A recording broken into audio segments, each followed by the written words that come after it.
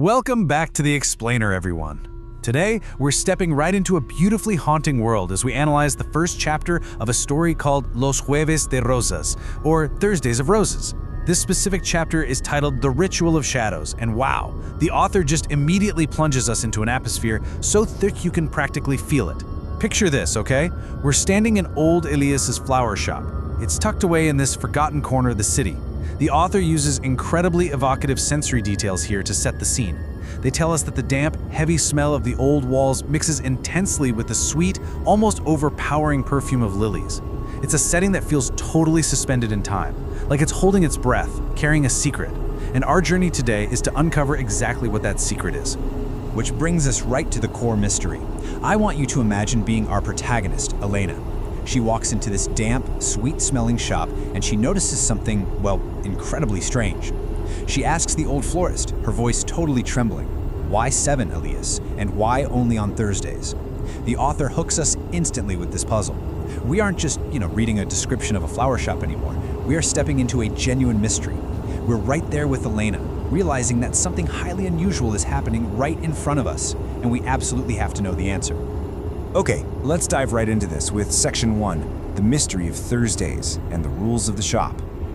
To truly understand the depth of this story, we first got to look at the strange environment and the unwritten laws governing Elias's forgotten corner of the city.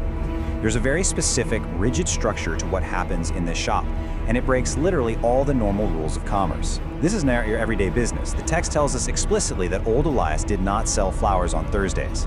Instead, the author uses this really chilling phrase, "On Thursdays, Elias delivered debts." Every single Thursday, right as evening falls, exactly 7 young women cross the threshold of his shop. And they don't buy anything. They leave carrying bouquets of red roses. But not just any red roses. The text describes them as being so vibrant they actually seem to bleed against the girls' dresses. Such a striking, almost violent visual, right? And the criteria for how these 7 girls are chosen, total mystery. The neighborhood whispers that Elias looks for eyes that hide storms. Or maybe that the old man just has the ability to smell loneliness. It sets Elias up as a figure who operates almost like an otherworldly guardian of sorrow. The author builds the suspense so brilliantly here through sensory details. It's a Thursday of thick fog. When Elena enters, the tinkling of the shop bell doesn't sound welcoming at all. Actually, scratch that. It sounds more like a warning. Elias has his back to her. He's pruning thorns with surgical precision. And notice the silence that follows her question about the number 7. The text notes that the silence stretches out, completely loaded with a suspense that literally makes the hair on Elena's arms stand up. When Elias finally turns around, we get a huge clue. His eyes aren't tired. Instead, they're mirrors reflecting something that happened a very, very long time ago. He's not just some eccentric old man. He is a man entirely trapped in a memory.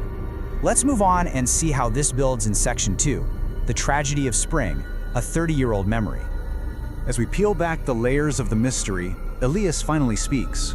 His voice sounds like old paper, and he transports us back in time, revealing the heart-wrenching flashback that set this whole ritual into motion.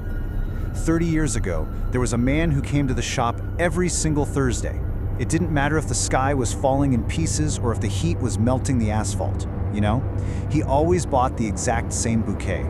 Why? Because as he told Elias, his wife could read his love in the curvature of the petals. Just a really profound love. But then we hit the second point on our timeline. Spring Thursday. The sun was shining with unheard of cruelty. The wife went to the market for bread and, tragically, she simply never returned. The author describes it with this brutal brevity. A crash of metal, a stifled scream, and the world went completely silent. For 12 agonizing weeks, the husband just vanished. Then, on the 13th Thursday, he finally returns to the shop. But he's changed. The text describes him as thin, a shadow dragging his feet, just a completely hollow man. And when that hollow man walks into the shop, he doesn't cry. His eyes are completely empty. And he delivers this absolutely devastating realization. The roses have nowhere to go anymore, Elias. The perfume became poison. I want you to just let that quote hang in the air for a second.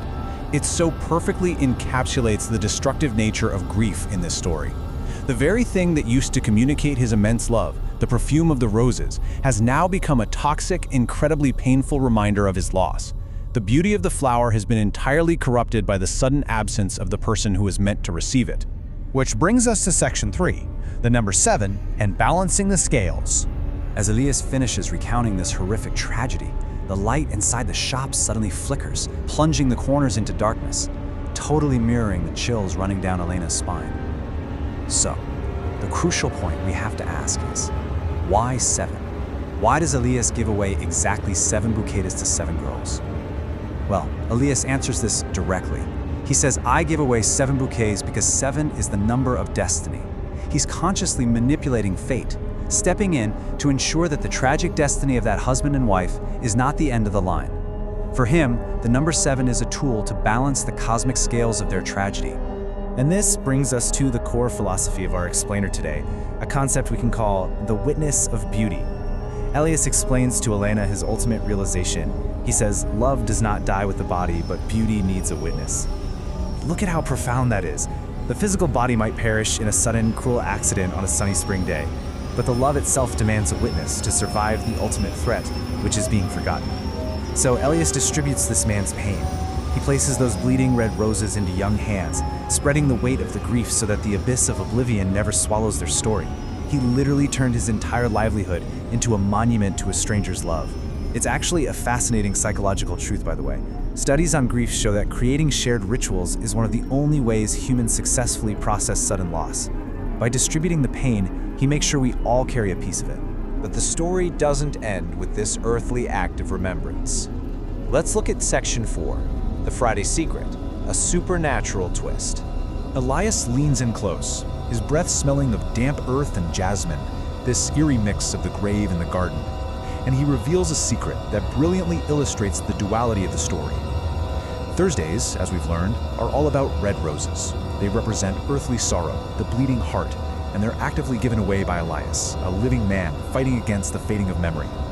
But Fridays belong to a completely different realm.